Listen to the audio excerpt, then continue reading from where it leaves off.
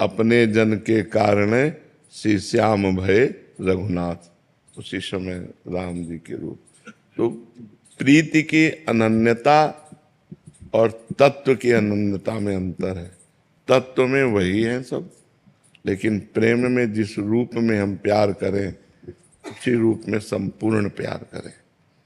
राम रूप में प्यार करें तो वही श्याम है, वही नरसिंह है, वही वामन है, वही तो अवतार लेते हैं। पर हम प्रीति राम जी के रूप में करें। श्याम जी से प्रीति करें तो श्याम जी से करें। एक जगह मन है, या जो एक मन बहुत ठौर करी, कई कौने सच पायो। ये एक मन बहुत जगह नहीं लग सकता, एक जगह ही लगाओ। तो मन को समेटो और राम रूप में लगाओ या श्याम रूप में लगाओ, वो एक ही है, पर एक जगह लगाओ। इससे आनंद की अनुभूति होगी। जी। सोहम गोयल जी मुंबई से। महाराज जी मेरा सवाल है कि हमें भगवान दिखते क्यों नहीं महाराज जी? इन नेत्रों की क्षमता नहीं है। ये जो नेत्र बने हैं ये त्रिगुण माया से बने हैं। ये तीन ही देख सकते हैं, सतोगुण रजोगुण तमोगुण। और सतोगुण रजोगुण तमोगुण से बनी हुई वस्तुएं देख सकते हैं। देखो, अंदर की जो वृत्तियां हैं हम उन्हीं को नहीं देख पाते जब तक एकाग्र नहीं होते। मन को, बुद्धि को, चित्त को। अभी तो बच्चा है, लेकिन उसका प्रश्न बहुत बढ़िया है, इसलिए सबके लिए भगवान है पर दिखते क्यों नहीं, ये तो सबकी बात है ना। तो जब तक हमारे नेत्रों में प्रेम नेत्र नहीं आएंगे तब तक हम भगवान को नहीं देख सकते। जो हमारे हृदय में प्रेम नेत्र हैं वो जब खुलते हैं तो इन्हीं नेत्रों में उनका प्रकाश होता है। और इन्हीं नयनन सब सुख देखे, अपनों जन्म सुफल करि लेखे। इन्हीं नेत्रों से फिर वो देख पाते हैं, क्योंकि इन नेत्रों में प्रेम नेत्र प्रकाशित हो जाते हैं। जैसे विराट रूप देखने के लिए भगवान ने अर्जुन की दृष्टि में दिव्य दृष्टि दी, तो विराट रूप देख पाए। श्री कृष्ण रूप तो बराबर देख रहे थे, लेकिन विराट रूप देखने के लिए भगवान ने दिव्य दृष्टि दी। ऐसे ही सर्वत्र भगवान विराजमान है, सबके हृदय में भगवान विराजमान है। जब तक हमारे हृदय में प्रेम नहीं होगा तब तक हम नहीं देख पाएंगे। प्रेम से प्रकट होए मैं जाना, हरि व्यापक सर्वत्र समाना, प्रेम ते प्रकट होए मैं जाना। जब तक प्रेम नहीं है तब तक भगवान का दर्शन नहीं हो सकता। जब तक ज्ञान नेत्र नहीं तब तक तत्व दर्शन नहीं हो सकता। तो प्रेम का प्रादुर्भाव तब होता है जब खूब नाम जप करे। तो आप नाम जप करते हो, और नाम जप करो, ठीक है। फिर भगवान जी आपसे आके हाथ मिला लेंगे ऐसे आके, ठीक है। तैयार रहना, खूब नाम जप करो जी। चांदनी जी दिल्ली से।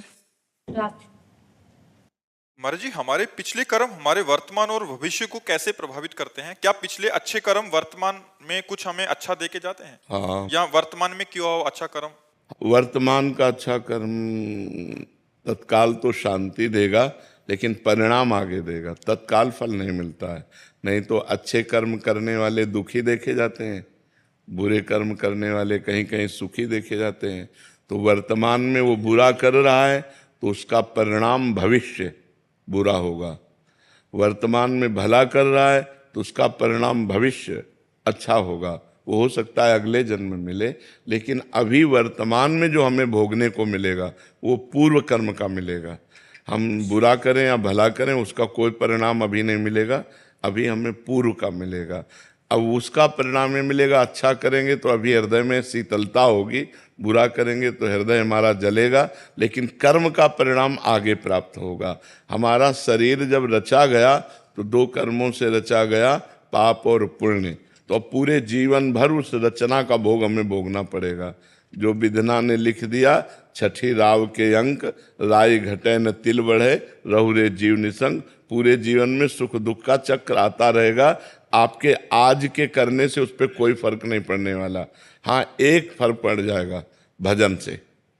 यदि आप भजन करोगे, भगवान का नाम जप करोगे, तो आपके अशुभ नष्ट हो जाएंगे, पाप नष्ट हो जाएंगे, प्रारब्ध को सहने की सामर्थ्य मिलेगी और आप आगे निकल जाएंगे। नहीं तो अगर भजन से वो कटता नहीं तो भगवत प्राप्ति और मोक्ष किसी का होता ही नहीं। क्योंकि अनेक जन्मों के कर्म तो हमें बार बार जन्म मरण में ले जाते, तो भजन से वो सब कट जाता है।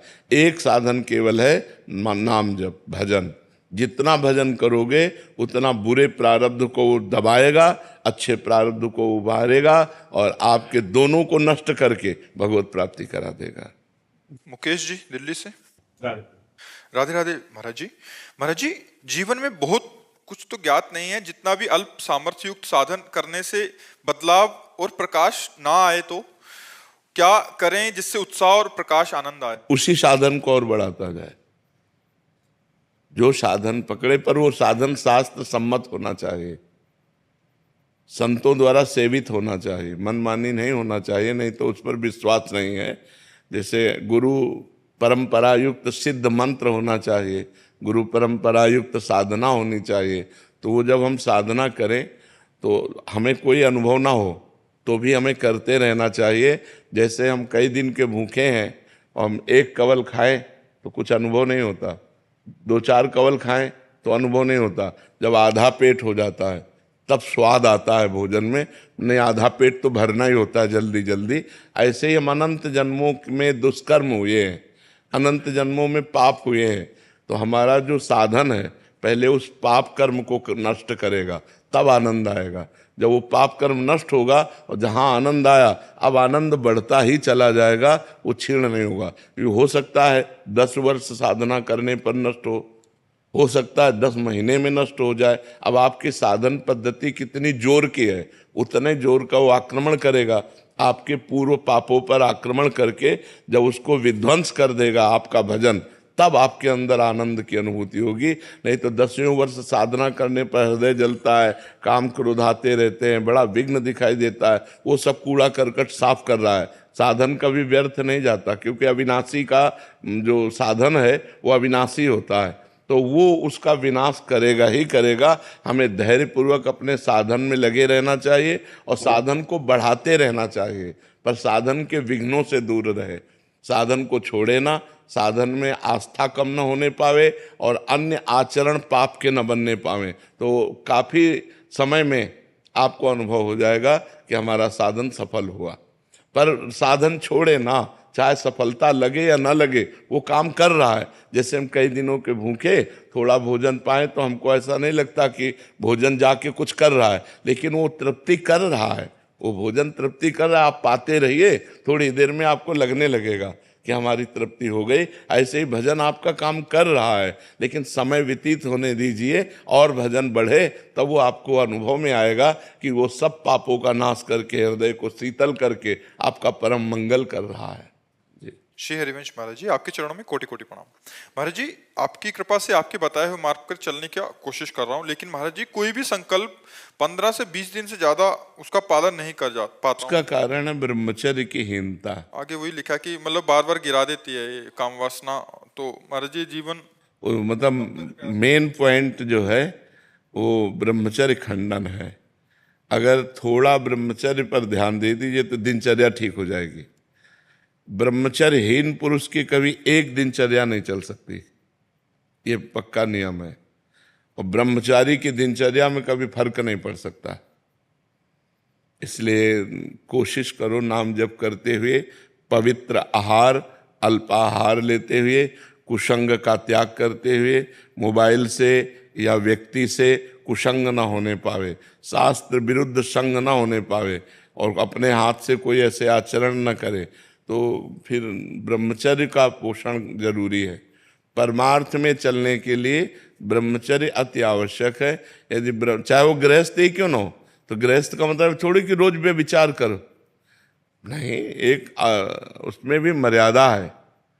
शास्त्र में वर्णन है कि मासिक धर्म के होने के 1 सप्ताह बाद पवित्र होने पर संतानोत्पत्ति के लिए गृहस्थ धर्म में लिखा हुआ है 1 महीने में एक बार संतानोत्पत्ति के लिए मासिक धर्म के 1 सप्ताह बाद बकाया ब्रह्मचर्य रहे। तो गृहस्थ में भी ब्रह्मचर्य की आवश्यकता है। ऐसा थोड़ी कि मनमानी आचरण तो फिर नष्ट हो जाएगा, क्योंकि जीवनी शक्ति है ब्रह्मचर्य, वो जब तक ठीक नहीं रहेगी तब तक ठीक नहीं रहेगा। तो ब्रह्मचर्य पर सुधार करो।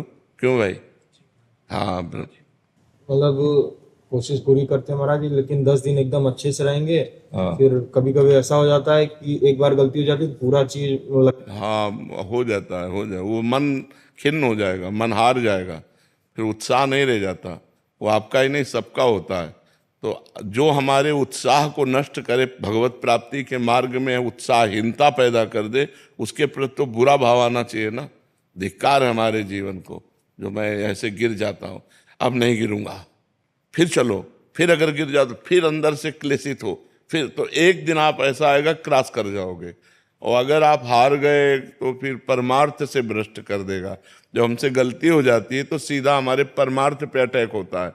जो हमारी साधना चल रही होती है वो शिथिल हो जाती है कि यार अब क्या करें, अब तो फेल हो गए। अब नहीं, हम फिर कमर कसें, फिर आगे बढ़ें। 1000 बार फेल हो जाए तो 1000 बार हम प्रयास करें। ये मनुष्य जीवन को हम व्यर्थ नहीं जाने देंगे, हम इसे भगवान की प्राप्ति करा के ही रहेंगे। समझ रहे हो ना? हारो मत। जब आपका साधन आगे बढ़ जाएगा तो ये सब प्रपंच छूट जाएगा। अभी साधन ही लड़खड़ा रहा है, बार बार साधन टूट रहा है। 10-5 वर्ष एक रस साधन चल जाए, वही सिद्ध हो जाएगा। तो आप थोड़ी मेहनत करो, थोड़ी हिम्मत करो, थोड़ी लड़ाई लड़ो मन से, तभी आप जीत पाओगे। और नाम जप करते रहो। नाम जप करते हो? हाँ, नाम जप करते रहो और लड़ाई लड़ते रहो। ये लड़ाई है बहुत बड़ी लड़ाई, पूरे विश्व को चौपट किए यही मन, पूरे विश्व को चौपट किए। मनमानी आचरण भोग बस इसी में लगाए हुए। परमार्थ ऐसे चढ़ाई और पतन ऐसे है।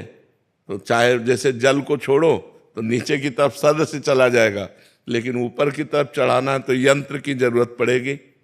ऐसे ही मन को छोड़ो, भोगों में चला जाएगा, लेकिन ऊपर चढ़ाना है तो नाम और मंत्र की जरूरत पड़ेगी। जितना नाम और मंत्र जप करोगे उतना ही मन ऊर्ध्वगामी होगा, और जितना आप छोड़ दोगे उतना ही अधोगामी हो जाएगा। इसलिए खूब नाम मंत्र जप करो, और शास्त्र के अनुसार जो निषेध है उसका संग मत करो।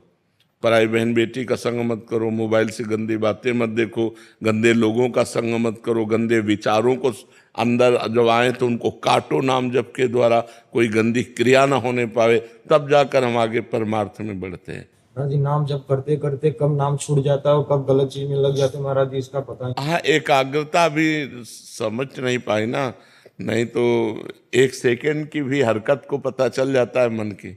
जब आप एकाग्र होंगे ना, अंतर्मुख होंगे, तो 1 सेकंड के हरकत मन गया।